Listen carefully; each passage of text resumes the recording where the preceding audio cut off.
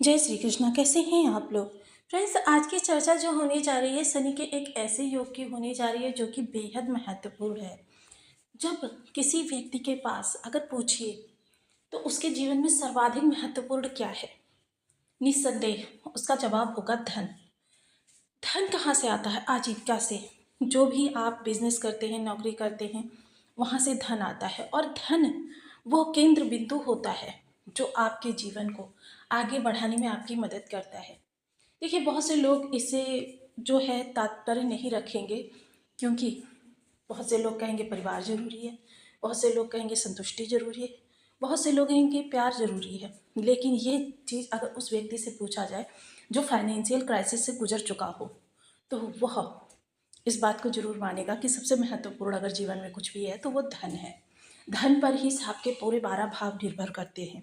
और शनि जो कि दसम और एकादश भाव का कारकत्व रखते हैं, आपके भाग्य भाव में बैठे हुए हैं। ऐसी स्थिति में यह धर्म कर्माधिपति राजयोग बन जाता है। पंच महापुरुष राजयोग जो होते हैं सर्वश्रेष्ठ राजयोग माने जाते हैं।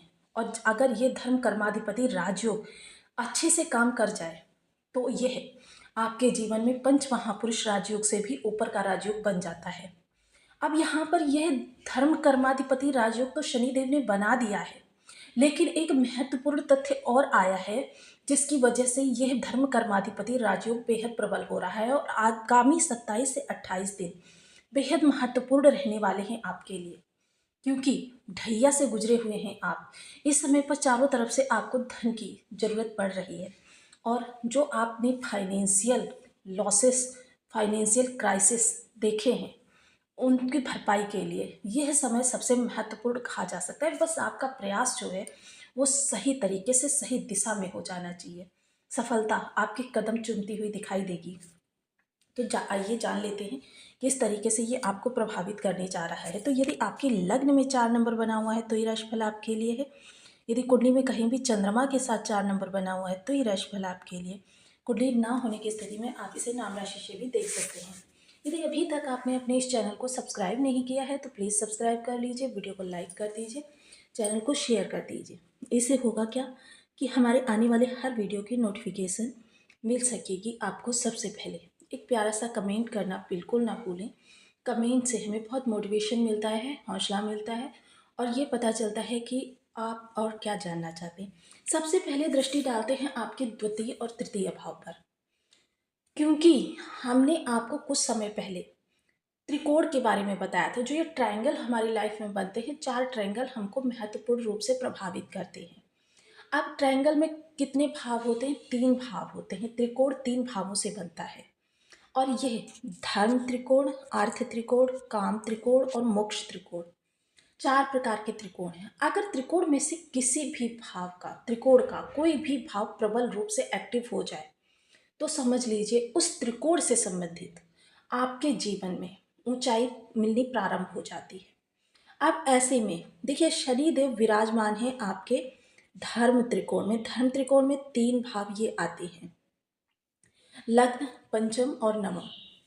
अब लग्न, पंचम, नवम से इतर देखिए यहाँ पर धर्म त्रिकोण, अर्थ त्रिकोण, क्योंकि ये शुक्र, क्षमा करें, यहाँ पर नहीं विराजमान है। शुक्र इस समय आपके तृतीय भाव में विराजमान है, इसलिए हमने शुक्र को यहाँ से हटा दिया है। शुक्र जो जस्ट शनि के सामने आकर बैठ गए हैं, यह आपके काम त्रिकोण, और काम त्रिकोण इस तरीके से देखिए, शनि और शुक्र एक दूसरे के पूरक हैं और एक दूसरे के कारक हैं। किसी भी राशि का जातक हो, किसी भी लग्न का जातक हो, शनि शुक्र की भरपाई करते हैं, शुक्र शनि की भरपाई करते हैं। मित्र ग्रह हैं, एक दूसरे के सानिध्य में बहुत अच्छा परस्पर अच्छा प्रभाव देते हैं। एक दूसरे पर सप्तम दृष्टि, जो कि देखिए शनि को भी बल प्रदान होगा, शुक्र को भी बल प्रदान होगा। अब यहाँ से देखिए, एक तो शुक्र ने इस त्रिकोण को यानी आपके काम त्रिकोण को प्रबल किया है, और शनि ने आपके धर्म त्रिकोण को प्रबल किया है। अब ये धर्म त्रिकोण, काम त्रिकोण दोनों एक दूसरे के जस्ट सामने हैं, दोनों एक दूसरे को बहुत अच्छे से प्रभावित करेंगे। और शुक्र का बल यदि शनि को प्राप्त हो जाए तो इससे बढ़कर कुछ हो ही नहीं सकता। ऐश्वर्य जिंदगी में कहाँ कहाँ से आने लगता है, व्यक्ति खुद समझ नहीं पाता। अब यहाँ पर सबसे पहले शुक्र काम त्रिकोण में बैठे हुए हैं, तो इस समय आपके प्रयास उस दिशा में होंगे जहाँ से आपके लिए धन के रास्ते सुनिश्चित हो जाएंगे। यानी प्रयास आप किसी भी दिशा में करें, आपका जो धन का आगमन का सोर्स है वो बढ़ जाएगा। हालांकि ये चीज़ मैं फिर से बता दूं आपको, ये कितना बढ़ेगा ये डिपेंड करता है आपके जन्म के समय जो आपकी ऑरा निर्मित हुई थी। अगर प्रयासों के द्वारा, उपायों के द्वारा आपने प्रबल किया हुआ है तो ये बढ़ सकती है। क्योंकि ज्योतिष में इस बात का पूर्ण वृतांत मिलता है कि कोई भी व्यक्ति अपने दुर्योग को कम कर सकता है और शुभ योग को बढ़ा सकता है।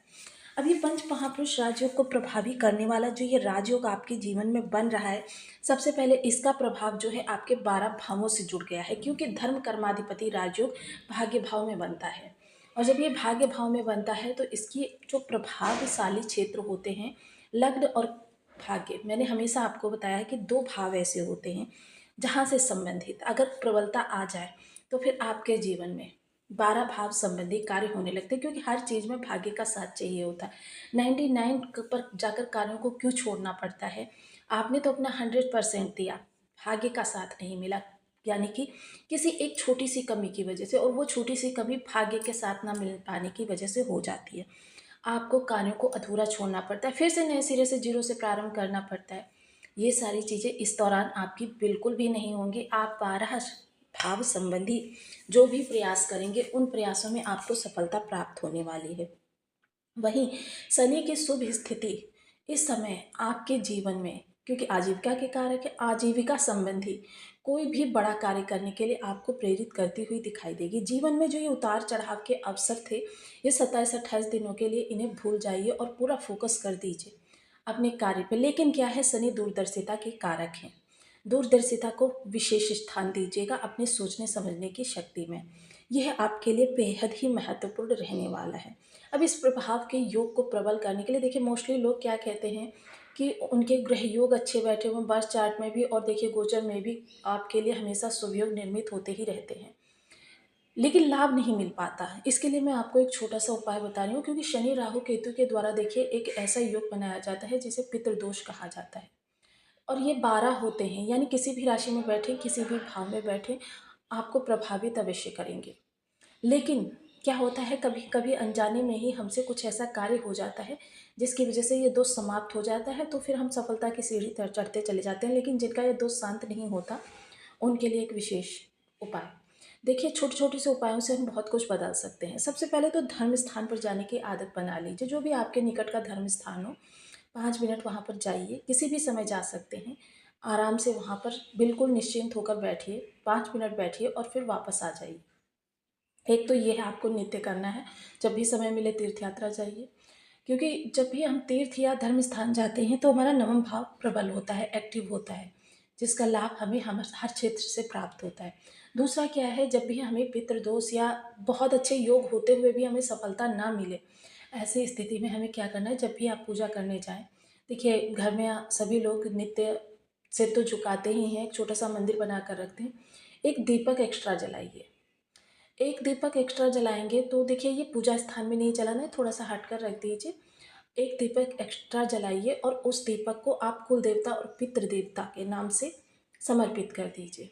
यह एक ही दीपक जला सकते हैं, चाहें तो 2 दीपक जला सकते हैं। ऐसा नित्य करिए। एक ही व्यक्ति एक कार्य को करेगा, पूरे परिवार को लाभ प्राप्त होगा। तो आपको वीडियो कैसी लगी मुझे कमेंट बॉक्स में जरूर बताएं। चैनल पर न्यू है तो प्लीज़ वीडियो को लाइक शेयर, चैनल को सब्सक्राइब करना बिल्कुल ना भूलें। मिलती हूँ नेक्स्ट वीडियो में, तब तक के लिए नमस्कार। अपना ध्यान रखें, स्वस्थ रहें, मस्त रहें।